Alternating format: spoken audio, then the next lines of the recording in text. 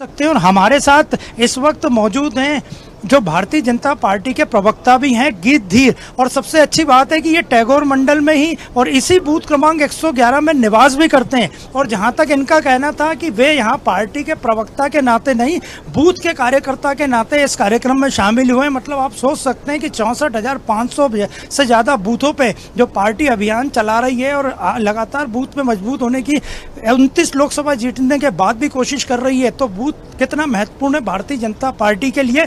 इसीलिए भारतीय जनता पार्टी के 3 मंत्रियों, जिनमें कैलाश विजयवर्गीय भी शामिल हैं और एक पूर्व मंत्री नरोत्तम मिश्रा, उन्हें महाराष्ट्र विधानसभा चुनाव की जिम्मेदारी दी गई है। आप ये बताइए कि आप यहाँ एक बूथ कार्यकर्ता के नाते मौजूद हैं, क्या संदेश जाएगा?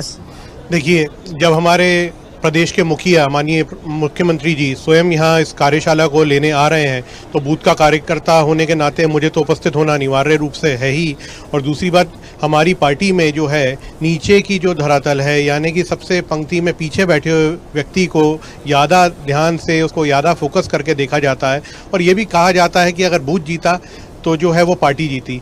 और हमारा जो बूथ का कार्यकर्ता है वही असल रूप में जो है वो पार्टी को जिताता है। तो सबसे महत्वपूर्ण बात यह है कि पार्टी में किसी भी पद पे कोई भी पहुंच जाए, परंतु बूथ जो है वो सबसे ज्यादा हमारे लिए महत्वपूर्ण है। क्या ये सारी एक्सरसाइज जो चल रही है, सदस्यता अभियान जो शुरू होने वाला है, उसी के लिए है, जिसमें मुख्यमंत्री खुद सदस्यता लेंगे, वीडी शर्मा प्रदेश अध्यक्ष खुद सदस्यता लेंगे और अभियान की शुरुआत प्रधानमंत्री नरेंद्र मोदी खुद सदस्यता लेके करें?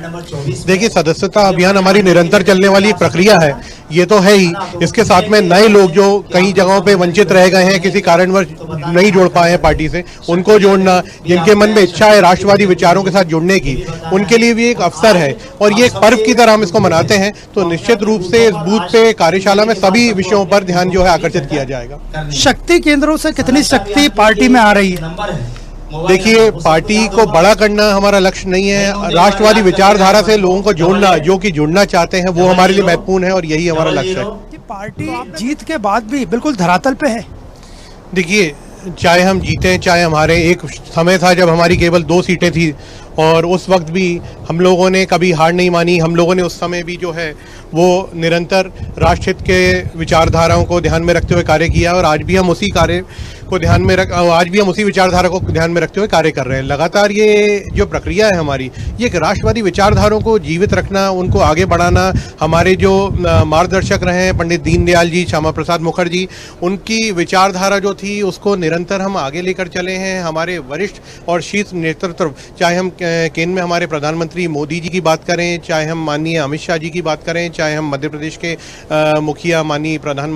माननीय मुख्यमंत्री श्री मोहन यादव जी की बात करें, या हम हमारे प्रदेश अध्यक्ष वीडी शर्मा जी की बात करें, जिले के अध्यक्ष सुमित पचौरी जी की बात करें, सारे ही लोग एक विचारधारा, वो भी राष्ट्रवादी विचारधारा, जो कि राष्ट्र को आगे बढ़ाने के लिए अग्रसर करती है। आज यहाँ बूथ कार्यकर्ताओं से मुख्यमंत्री खुद मिलेंगे। इसके बाद इन लोगों को भोजन करने मुख्यमंत्री निवास पे बुलाया गया है। तो ये भोजन क्या सामाजिक समरसता के लिए है या जो मध्य प्रदेश का कल्चर है मेहमान नवाजी उसके लिए?